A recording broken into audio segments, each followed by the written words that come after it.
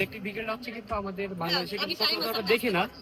তো এবার মোটর শোতে আমরা কিন্তু ইলেকট্রিক ভেহিকেল দেখতে পাচ্ছি, কারণ বাংলাদেশের জন্য একটা ইকো ফ্রেন্ডলি গাড়ি হবে বলে আমি মনে করি।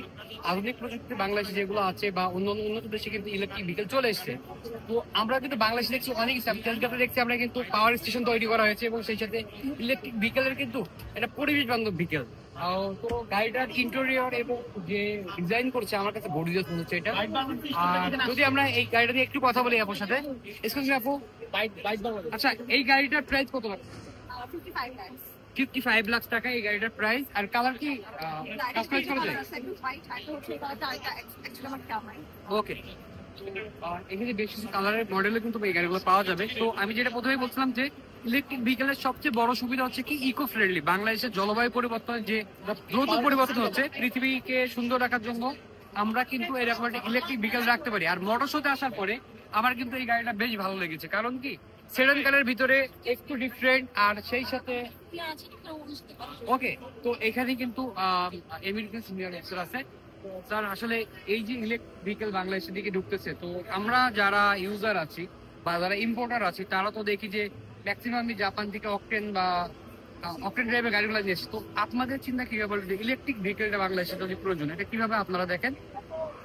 এটা খুবই আমরা পজিটিভলি দেখছি এবং আমাদের নেক্সট যে জেনারেশন আমরা কিন্তু প্রতিনিয়ত ইলেকট্রিকের দিকে ঝুঁকতেছি। কারণ বিকজ আপনার পরিবেশের দিকে যদি লক্ষ্য করি, ইলেকট্রিক গাড়ি কিন্তু পরিবেশের জন্য খুবই সুইটেবল একটা গাড়ি। পাশাপাশি হচ্ছে আপনার আপনার ফুয়েলের যে কস্ট, সেক্ষেত্রে কিন্তু স্যার ইলেকট্রিক ভেহিকেলস আপনার অনেক বেশি ইফিসিয়েন্ট।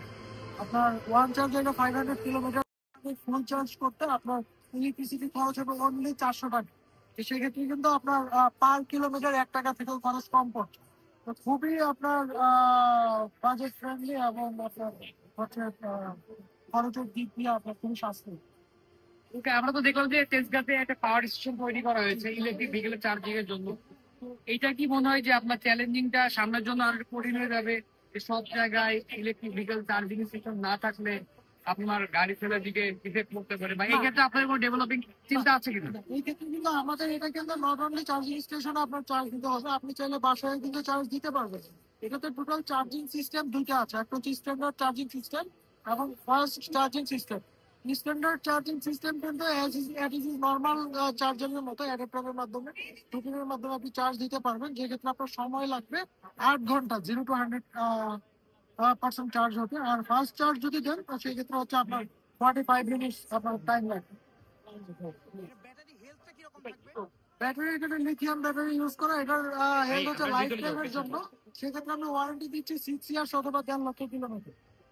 আমরা গাড়িটা যদি পেছনের সিটটা দেখাই, আসলে আমাদের ফ্যামিলি থাকে অনেক সময় বা লেগ স্পেসের সমস্যা, সিএইচআর যে সমস্যা আমরা পাই সবসময়, যে লেগ স্পেস একটু সমস্যা কিনা।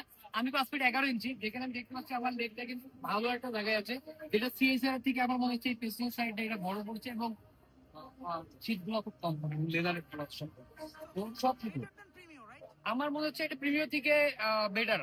আর ইলেকট্রিক ভেহিকেল আগেই বললাম যে বাংলাদেশের মধ্যে ইকো ফ্রেন্ডলি হবে, কারণ আমরা জলবায়ু খুব খারাপের দিকে যাচ্ছে। কারণ আমরা প্রকৃতিকে যদি ধ্বংসের দিকে ঠেলে দিই, প্রকৃতি আমাদের দিকে অভিশাপ হিসেবে আসবে।